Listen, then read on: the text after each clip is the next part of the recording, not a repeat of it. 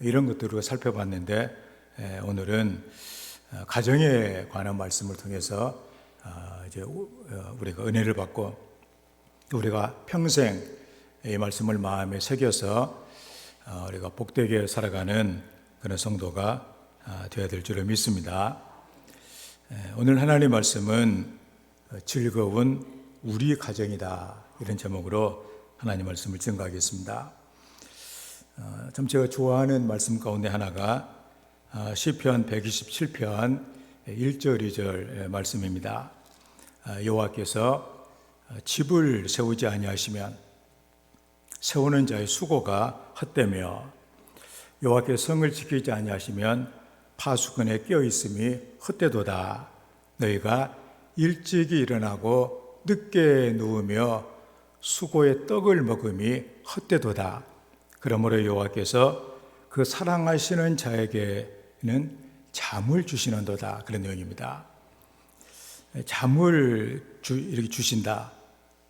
가끔 우리가 장난으로 예배 시간에 졸면서 하나님께서 사랑하셔서 잠을 주셨다, 이런 식으로 얘기를 하는데, 본래 뜻은 밑에 제가 현대 번역이 아주 멋지게 번역을 이렇게 해놨습니다. 여호와께서는 사랑하시는 이에게 잠자고 있는 중에도 필요한 것 마련해 주신다, 그런 얘기. 그러니까 우리가 되게 이제 열심히 살잖아요. 우리가 집을 막 세우고 부자가 되려고 또 뭔가를 얻기 위해서, 그리고 우리가 이걸 또 빼앗기지 않기 위해서 열심히 또 지킵니다. 그리고 이걸 위해서 일찍이 일어나고 늦게 누우며 수고와 고생을 많이 해요. 그런데 여호와께서 해주지 않으면 헛되다, 그런 얘기입니다. 그런데 여호와께서 사랑하시는, 여호와의 사랑을 받는 이 사람은 잠을 자고 있는 동안에도 하나님이 필요한 것을 다 이렇게 마련해 주신다, 그런 얘기예요. 또 어떤 그 번역에는 잠을 자고 있는 동안에도 복을 주신다고 이렇게 말씀을 했습니다. 사실 잠자는 시간은 아무것도 할 수 없는 시간이거든요. 그럼에도 불구하고 그 시간에도 하나님께서 필요한 것을 주신다. 아마 여러분들 마음에 이런 것이 있다면, 하나님의 사랑을 받는 것이 이렇게 귀한 것이라고 한다면 나는 어떻게 해서라도 하나님의 사랑을 받아야 되겠다, 이런 거 뜨거운 어떤 결심이 있어야 될 줄을 믿습니다.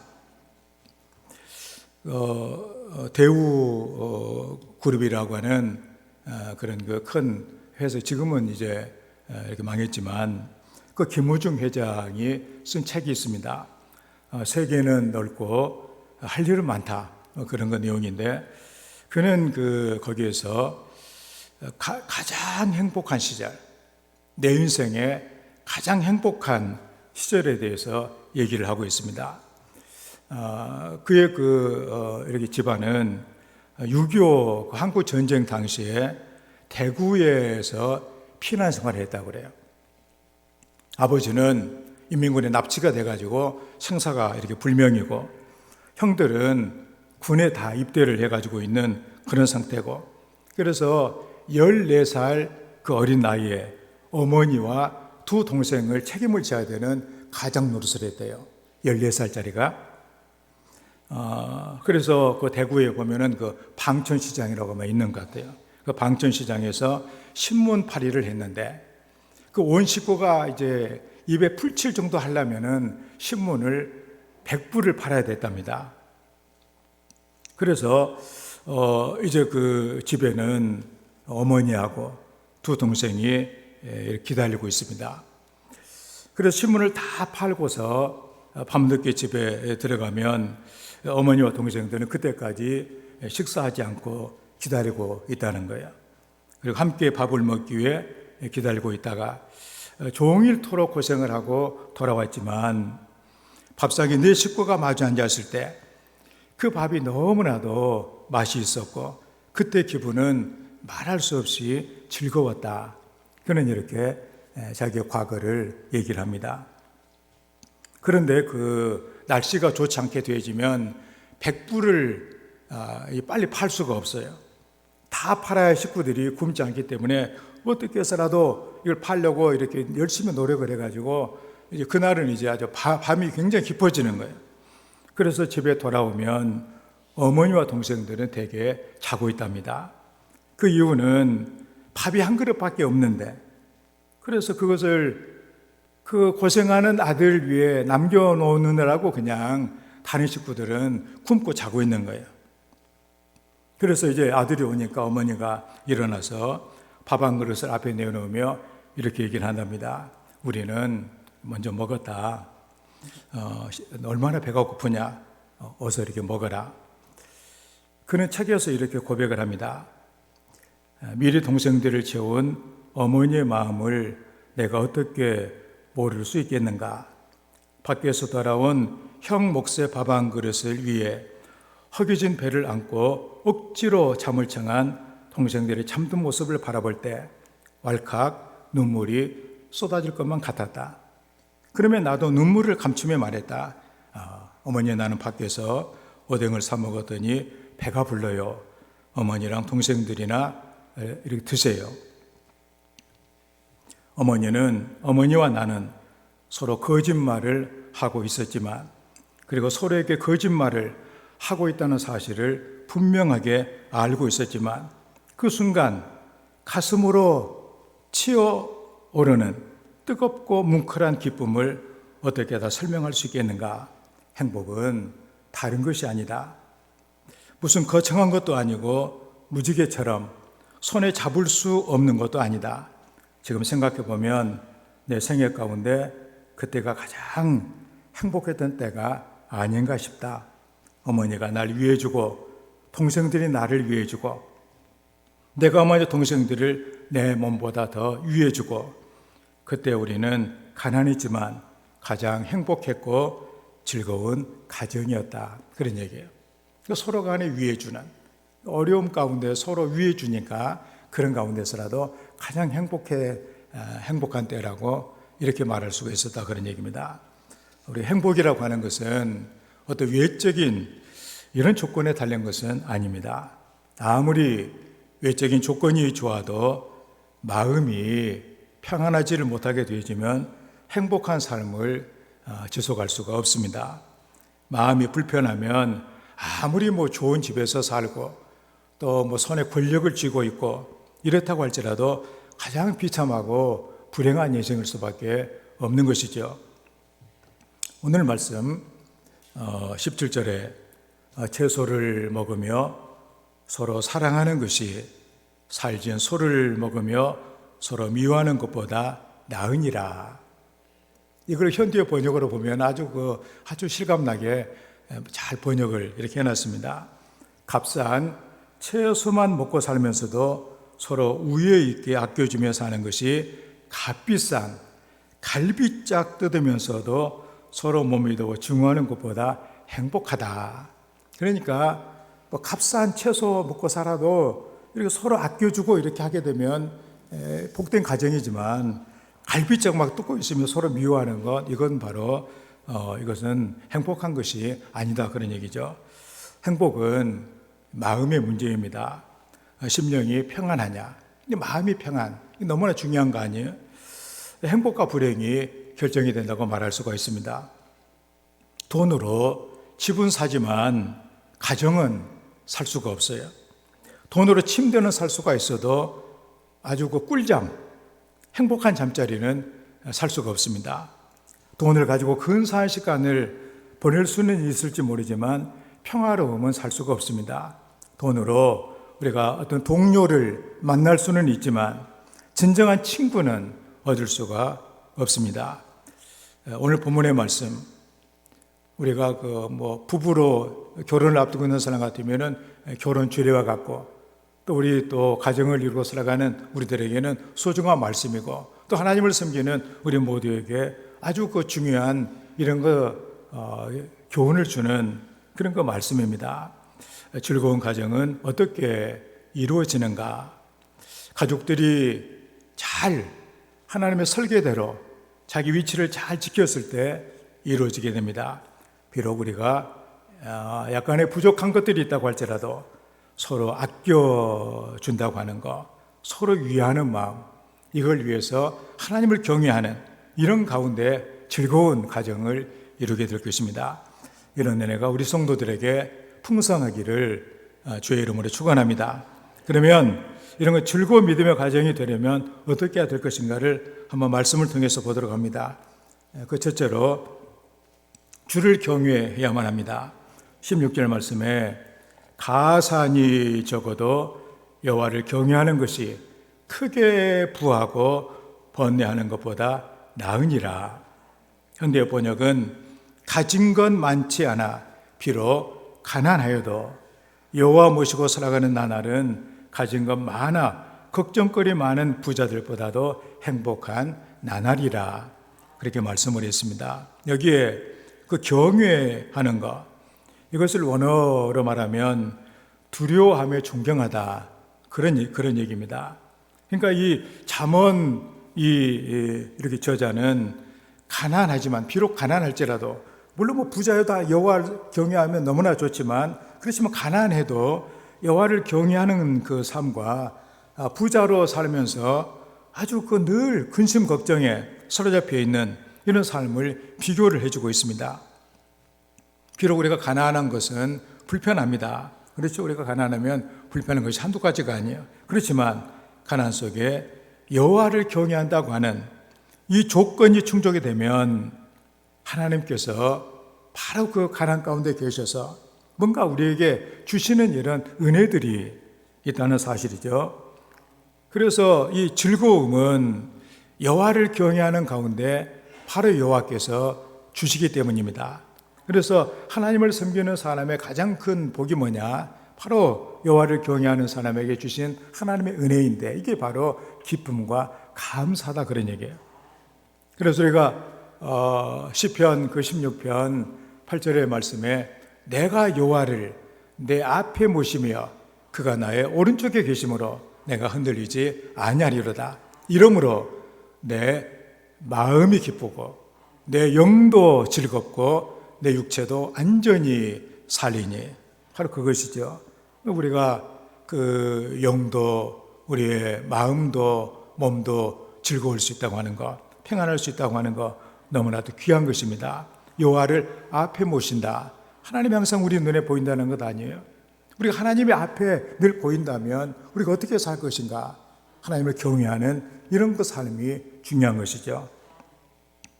미국의 자동차 왕으로 불리는 헨리 포드가 있습니다.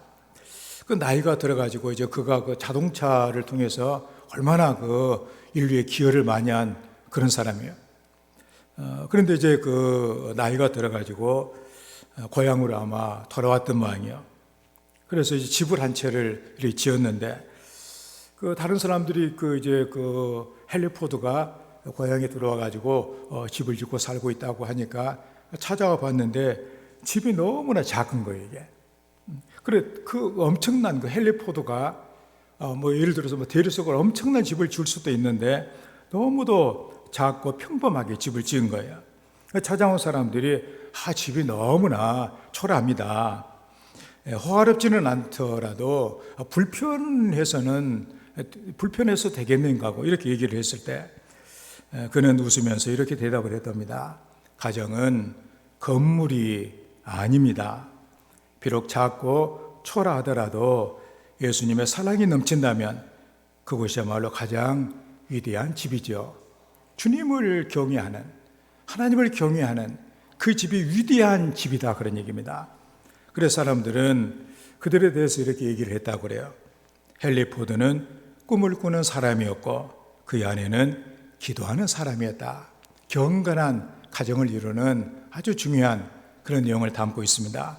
아무리 참으로 세상적으로 성공을 했다고 할지라도 가장 중요한 것은 가정이었고, 그 가정이 어떤 가정이 돼야 되냐? 하나님을 경외하는 가정이 돼야 된다고 하는 것.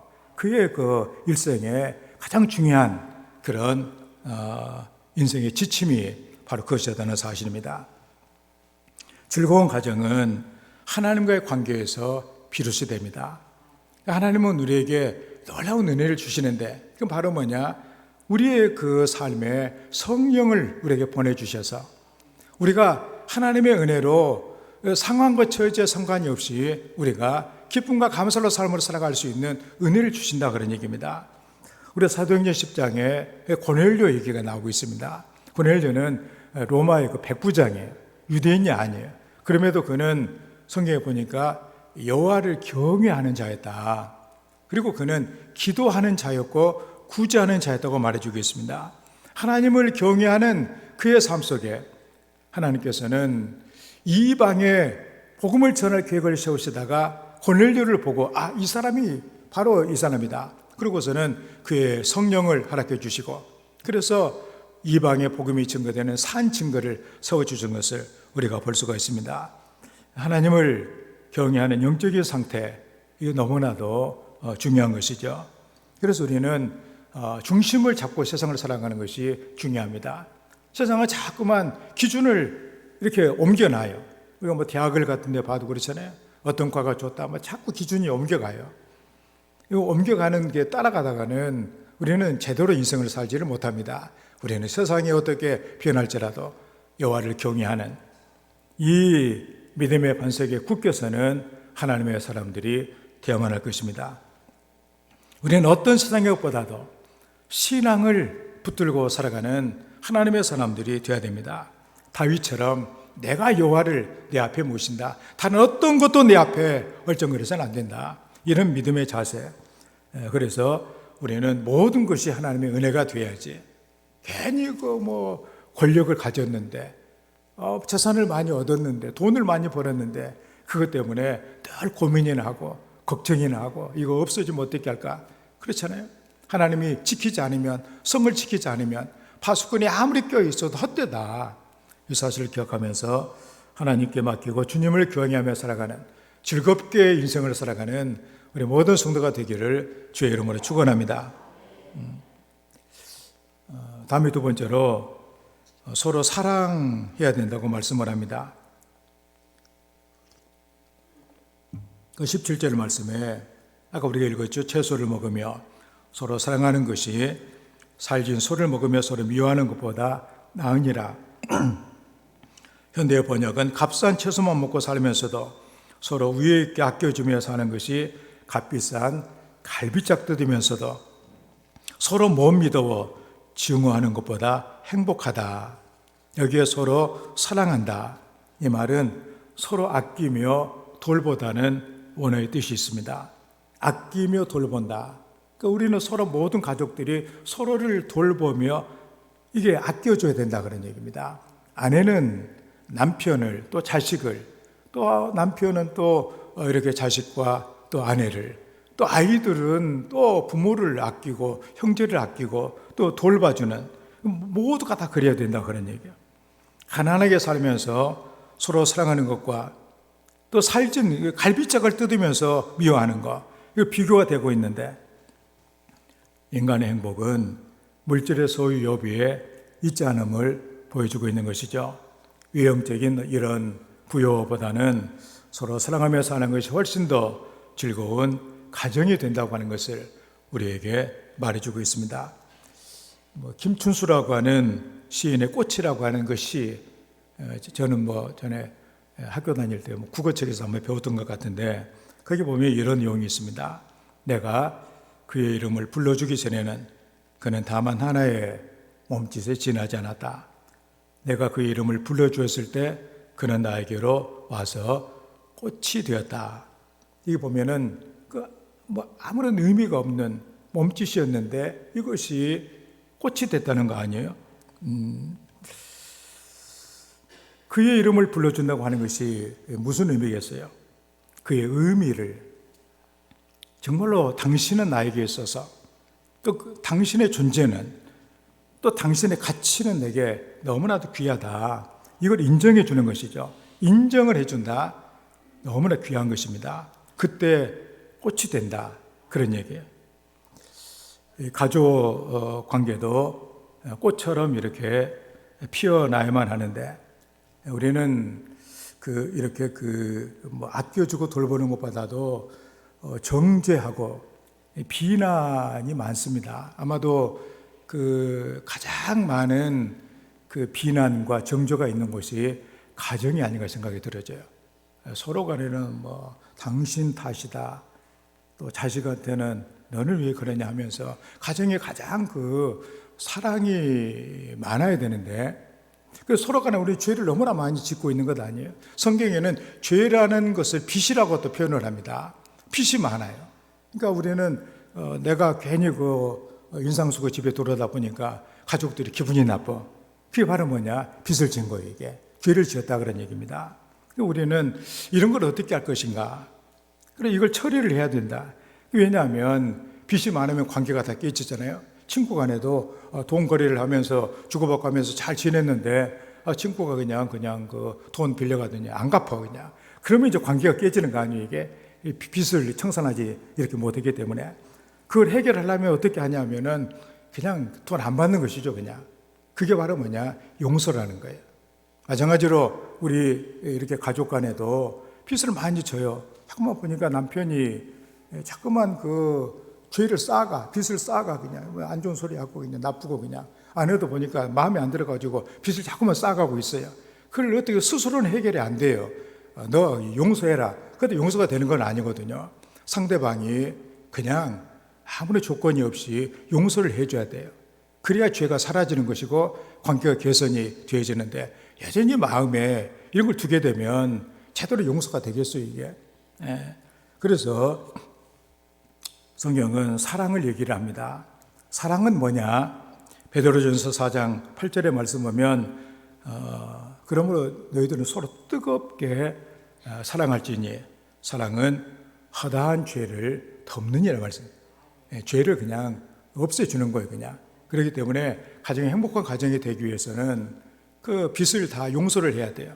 상대방이 나한테 화낸 거, 괜히 억지 부린 거, 기분 나쁜 거, 이 모든 것들이 내 마음에 원한으로 남아서 상대방이 나 빚을 엄청나게 많이 졌어요. 서로 간에 다 빚이 너무나도 많아요. 그걸 다 탕감해 주는 거, 이게. 그게 바로 뭐냐? 가정이다, 그런 얘기입니다. 부부 간에도 이게 너무나 중요한 얘기죠. 그걸 하고서 언젠가는 이거 갚아주겠다. 그런 식으로 하다 보면 가정이 제대로 되는 가정이 아니죠. 그래서 성경에는 사랑을 하라고 말해주고 있습니다.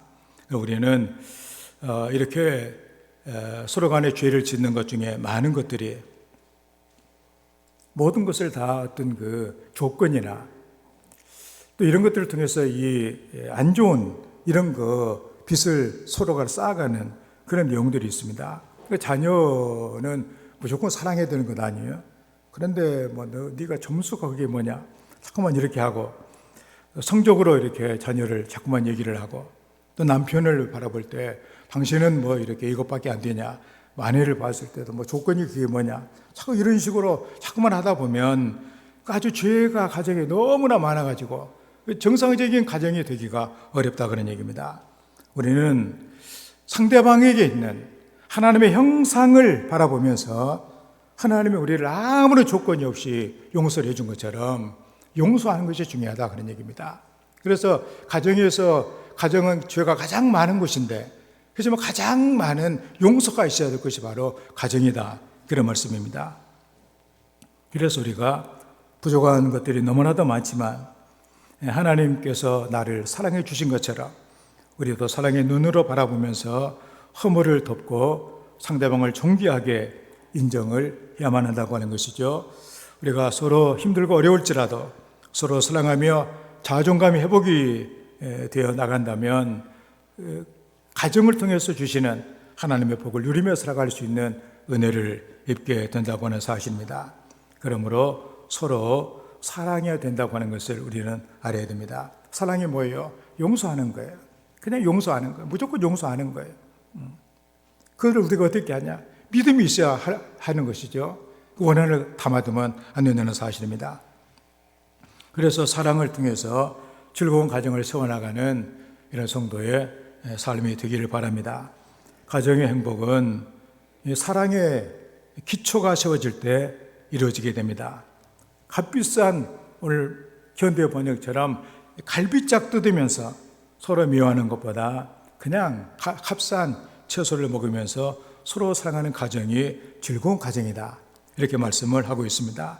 이것은 바로 가장 중요한 것이 가정에 있어서 중요한 것은 어떤 물질보다도 어떤 외형적인 것보다도 어떤 집이나 이런 것이 아니라 바로 사랑이 가장 중요한 것임을 말해주고 있습니다. 왜냐하면 아까도 말씀드린 것처럼 가정은 죄가 가장 많은 곳이 바로 가정이에요. 서로 간에 미워하고 정죄하고 이런 것들이 가깝다는 이유로 그냥 저질러지는 아주 난장판이 바로 가정이기 때문에 이런 것들을 해소하는 방법은 바로 주님의 그 사랑, 그래서 용서하는 거기에 있다는 사실입니다. 그런 의미에서 가정은 서로 사랑하며 아껴줄 때, 아까 이렇게 김우중 그 회장이 한 얘기처럼 서로 위해 주니까 그때가 가장 행복했다. 나중에 엄청나게 그런 거 재벌이 되지만 그때보다도 아무것도 없어가지고 서로 위해 줄 때 그때 가장 행복한 시절이라고 고백할 수 있다고 하는 거. 우리도 그것 사랑으로 아껴준다고 하는 거. 그래서 행복하게 살아갈 수 있는 이런 위대한 하나님의 가정들이 되어야만 하겠습니다. 그래서 서로가 사랑하면서 서로에게 힘이 되어주는, 서로 간에 짐이 되는, 너는 내게 짐이다 이런 것이 아니라 서로에게 다 힘이 되어주는 이런 즐거운 가정으로 승리하기를 주의 이름으로 축원을 드립니다. 다음에 세 번째로 화를 잘 다스려야 됩니다. 참아야 된다고 말해주고 있는데 18절 말씀에 분을 쉽게 내는 자는 다툼을 일으켜도 노하기를 더디하는 자는 시비를 그치게 하느니라. 현대 번역은 참지 못하고 벌컥벌컥 화를 내는 사람은 툭하면 싸움질을 하나, 기분 나쁜 일이 있어도 속으로 삭히는 사람은 하던 싸움도 그치게 한다. 그래서 예수를 믿는 사람들이 중요한 것 중에 하나가 뭐냐? 바로 이 분노를 조절하는 것, 이게 아주 중요하다는 것을 말해주고 있습니다. 왜냐하면 이 분노는 마귀가 우리를 지배하는 강력한 도구예요. 가만히 보면 그렇잖아요. 여러분들 한번 분이 나게 되면 이제는 그 점차적으로 마귀의 부하가 되기 시작을 합니다. 그래가지고 험한 얘기를 막 하고, 당신 없으면 못 살겠다고 이렇게 얘기를 했던 사람이 당신 때문에 못 살겠다고 얘기할 뿐만이 아니라 나중에는 집어 던지기도 했다가 때리기도 했다가, 그래가지고 집안이 난장판이 돼가지고 이렇게 나중에는 괜히 없어진 물건, 깨진 물건 붙들고 내가 잘못했구나 이거 그때 참았어야 되는 건데, 그런데 한번 화가 나면 마귀의 종이 되기 때문에 어쩔 수가 없다는 얘기예요. 중요한 것이 뭐냐? 시작을 잘해야 되는 것이죠. 그래서 기쁜 나쁜 일이 있어도 그걸 잘 참아라.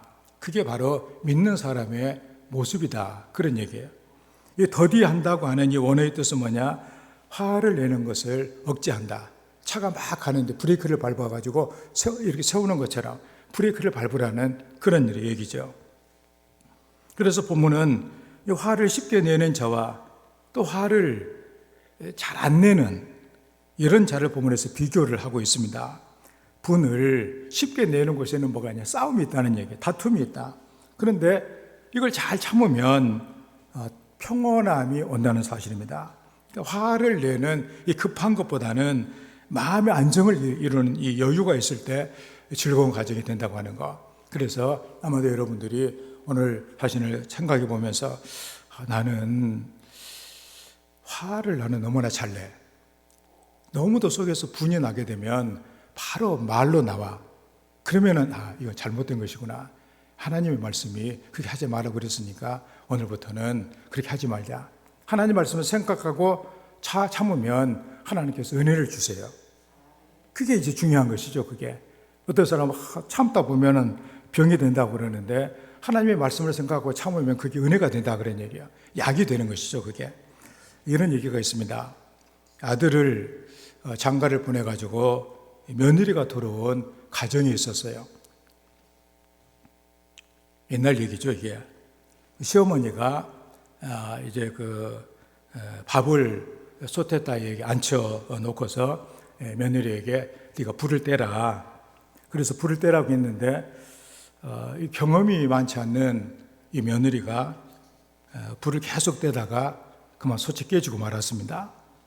그러니 그 비싼 솥을 깨놨으니 시어머니가 막 화가 났어요. 그러니까 욕설을 퍼부으면서 도대체 뭘 배워갖고 왔냐? 구박을 줍니다. 며느리대로 내가 일부러 내가 하고 싶어서 했냐? 그러면서 하고 싶어서 그런 것이 아니다. 이렇게 이제 또 대꾸를 하죠. 그러자 또 시아버지가 또 나서가지고 네가 뭘 잘했다고 뻔뻔하게 대드냐 그러면서 또 화를 막 내고 호통을 치고 있고, 그래서 며느리는 또 하다 그렇게 억울하니까 사람 입에 달리는 말도 못하냐 그러면서 다시 얘기를 합니다.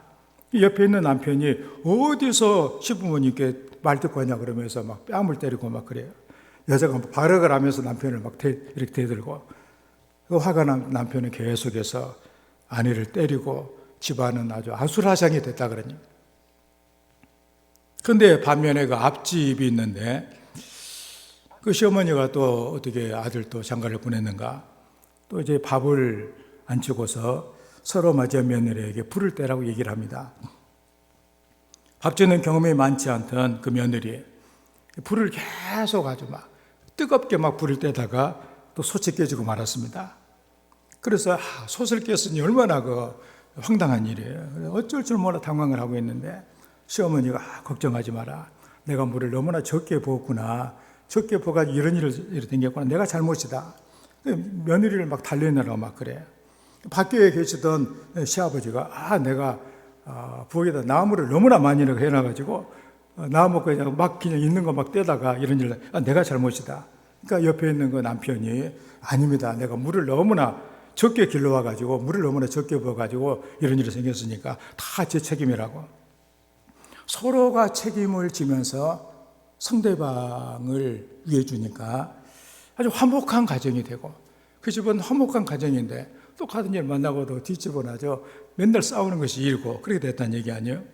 그러니까 수많은 갈등과 싸움은 너무나 급하게 성을 내고 참지 못하는 이런 분노에 있는 것을 우리는 이렇게 보면서, 뭐 3번 참으면 뭐 사람 죽일 일도 이렇게 안 한다는 그런 얘기도 있고 하는데, 화를 이렇게 내지 말자. 가정에서는 그냥 화를 이렇게 내지 말자. 화를 참는 것도 참 쉬운 일이나 어떤 사람은 또 화를 참고 있는데 옆에까지 와가지고 또 쫓아다니면서 화를 듣고는 사람이 있기는 합니다. 그럼에도 불구하고 우리는 예수를 믿는 사람들은 성경이 그렇게 말씀했으니까 성경의 말씀대로 나는 순종하겠다 그러면서 참고 있다면 아마도 훌륭한 이런 하나님의 사람이 이렇게 될 것입니다. 그래서 사람을 알아보는 방법 중에 하나가 바로 화가 났을 때 어떻게 행동하는 것뿐만 안다고 그랬잖아요.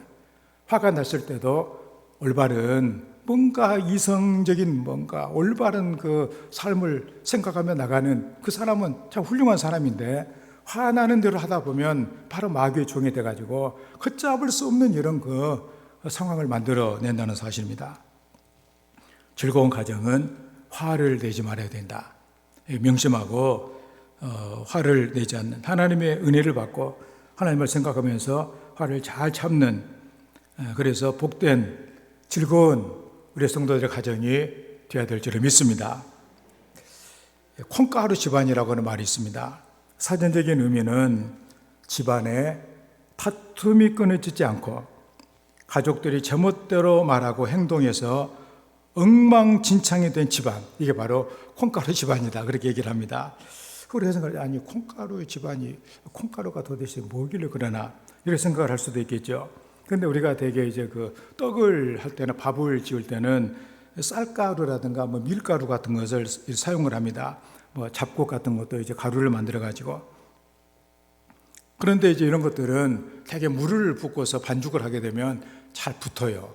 그렇잖아요. 물만 붓고 하면 잘 붙는데 아무리 물을 많이 붓고 반죽을 해도 이게 안 되는 것이 있는 게 바로 뭐냐? 콩이에요, 이게. 콩가루는 아무리 물을 적당하게 하고 아무리 기술을 동원하고 다 해도 이것은 이게 붙지를 않는다는 얘기예요. 오히려 우리가 제가 이제 여러분들 점심 때로 배가 고플지도 모르겠는데 인절미를 보게 되면 우리가 알죠. 만약에 우리가 찹쌀로 저렇게 떡을 해가지고 저런 식으로 나눴다고 생각을 해봐요. 떡을 한 20개를 나눴는데 하나가 되고 맙니다.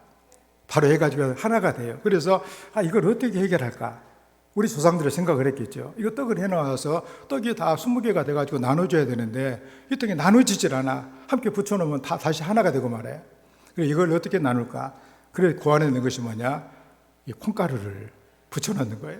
그러면은 안 붙기 때문에 다 다 구분이 되잖아요. 그래서 콩가루는 이 하나가 되는 것을 방해할 뿐만이 아니라 뿔뿔이 흩어지게 만든다 그런 얘기입니다. 가족이 하나가 되지 못하고 제멋대로 사는 집을 콩가루 집안이다 부르게 되는 이유가 여기에 있습니다. 콩가루 집안은 가족들 간에 늘 불평하고 원망이 가득 차 있습니다. 너 때문이다. 너 때문에 그렇다. 늘 다투는 것이죠, 이게. 우리는 이걸 보면서 참 우리가 세월을 많이 살아오기는 했는데 그냥 이렇게 부부기 때문에 가족이기 때문에 어쩔 수 없이 가자 붙어 있는, 그렇지만 콩가루로 붙어 있는 이런 우리들은 아닌가를 한번 우리가 반성을 해야죠.